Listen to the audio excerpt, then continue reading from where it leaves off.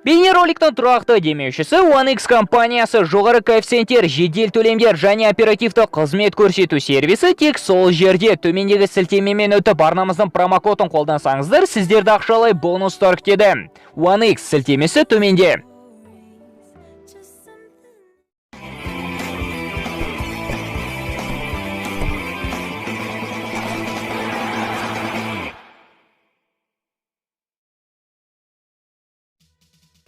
Осы аптаның соңында бұйырса Испания чемпионаты да аяқталады. Жоқ соңғы матч дүйсенбіден сейсенбіге қараған түні өтеді. Бірақта нақты интрига чемпиондық үшін талас осы сенбіде бітеді. Атлетико чемпиондық бірінші орынды сақтап қала ала ма? Реалдың мүмкіндіктері қандай? Барселона қай кезде барлығынан қол үзді? Бүгінгі бейнероликте талқылап көрмекпіз. Арнамызға жазылып қоңырау түймешесін басуды ұмытпаңыздар. Ал біз бастаймыз. Жалпы чемпионат бастала салысымен үштіктегі үш клуб лиганы үш түрлі бастады. Барселона алғашқы екі турды сенімді бастаса да, қалған 6 матчтың тек біреуінде жеңіске жетіп, турнирден дәл сол жерде қол үзуге сәл қалды. Реал чемпион мәртебесіне келсе де дәл Барса сияқты маусымда өте сенімсіз бастады. Атлетико екінші және үшінші турда тең нәтиже көрсетсе де, әрі қарай 16 матчты небәрі біреуінде ғана жеңіліп, чемпиондық жарысы үлкен басымдылыққа ие болды. Севилья және Реал Сосьедад жайлы көп айтудың қажеті болмас. Алғашқылары Еуро турнирде өнер көрсете тұрып, әрқашан Ла Лиганың төрттігіне сенімділік етін. Ал басқалары жыл сайын 1-2 саты жоғары көтеріліп, анық прогресс көрсетуде. Тек сәл тұрақтылық болғанда барлығы да қатып кетер еді. Шындығын айту керек, биылғы маусымда Барселонаға Ла Лиганы ұту ұят болатын еді. Чемпиондар лигасындағы ірі жеңілістерін айтпаған күнде де ішкі чемпионатта олар Реалдан бір емес 2 мәрте ұтылып, Атлетиконы 2 матчте де алмады. Және бірінші орын былай тұрсын, бір сәтке екінші орындағы Реалдан ұпай айырмашылығы 10 ұпайға да жетті.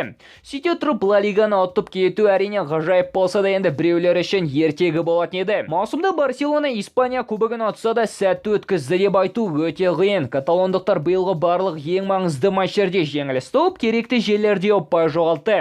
Қос Эль Классикода да чемпиондар лигасындағы регранттарға қарсы жеңілістері әрине бірінші кезекте Рональд Куманның мойнында болса да, меніңше бұл жерде жеңілістерге нақты біреуді кінәлау қажет емес сияқты.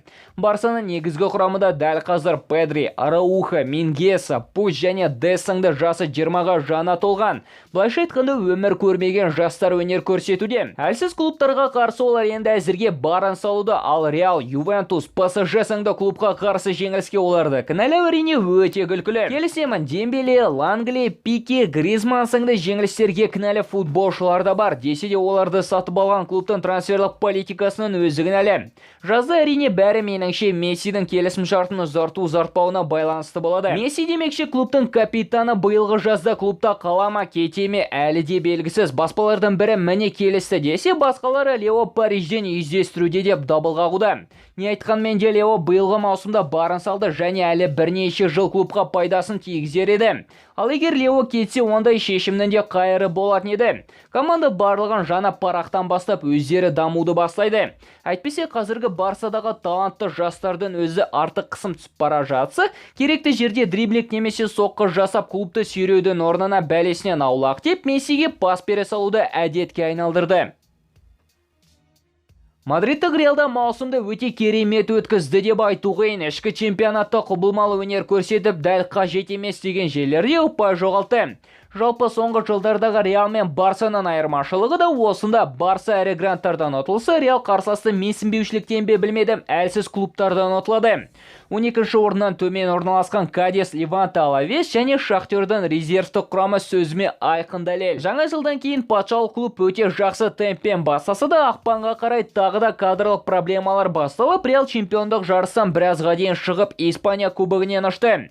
Азардан шексіз жарақаттары Рамос, Варан, Васкестердің қатардан кетулері нәтижеге әсерін тигізді. Кейін Реал чемпиондар лигасынан да ұшса да, Ла Лигадағы жағдайын түсеп чемпиондық жарысқа оралды. Биылғы маусымда Реал айтарлықтай өзгеріп, Зидан тактикалық ойын тұрғысынан қосты десек те болады. Айтқандай тек шабуылға Мбаппе немесе Холланд сияқты біреу жетіспей жүргенін айтпағанды. Атлетико жылдағыдай өндерін өзгертер емес. Симеоненің жігіттері әдеттегідей маусымда өте нәтижелі басып, жаңа жылдан кейін ұпай жоғалтуға кірісті. Маусымның басында Симеоне атакалық футболға сәл көптеу көңіл бөліп, тұрақты нәтижелерге қол жеткізіп еді. Жаңа жылдан кейін тағы да дәл сол сүйікті автобусына оралды. Қуанышқа орай өткен жазда олар Луис Суарезді сатып алып, уругвайлық форвард үндістерді бірнеше мәрте құтқарды. Әйтпесе жаңа жылдан кейін Атлетико 6 емес 9 матчте тең ойнамай 3 емес 5 ойында ұтылатын еді. Соңғы турда да еске саламыз, Осасунаға қарсы матчы дәл Суарес болмағанда ойын Реалдың чемпиондығымен аяқталатын еді. Егер Атлетико келесі турда Вальядолидті ұтып чемпион атанса, бұған тек қана маусым басындағы Диего Симеоненің феноменалды тактикасы ғана емес, Атлетикоға серік болған сәттілік және Луис Суарез әсер етті десек те болады. Жалпы Реал, Барса және Атлетико бір-біріне дәл осылай қаншама мүмкіндік бергенін және әсіресе үшеуі де дәл осы мүмкіндіктерді пайдалана алмағанын шынымды айтсам бірінші рет көрдім. Келесі 38-ші турда не болатынын айту әрине өте қиын. Егер Атлетико ұтылып тіпті тең ойнаса да Реал чемпион атанады. Десе де 19-шы орында тұрып келесі маусымда сегундаға ашатын клубты үндістер ұтпайды дегенге сену әрине өте қиын. Сондықтан меніңше 2014 жылдан бері алғаш рет Атлетико Реал мен Барсаның гегемониясын тоқтататын сияқты. Ал сіздердің пікірлеріңіз қандай? Үштіктегі әр клуб сіздердің пікірлеріңізше маусымда қалай өткізді? Комментарийге нұсқаларыңызбен бөлісіп, ойларыңызды жаза отырыңыздар. Бейнероликке лайк басып, арнамызға тіркелуді ұмытпаңыздар. Келесі кездескенше достар, футбол бірінші орында.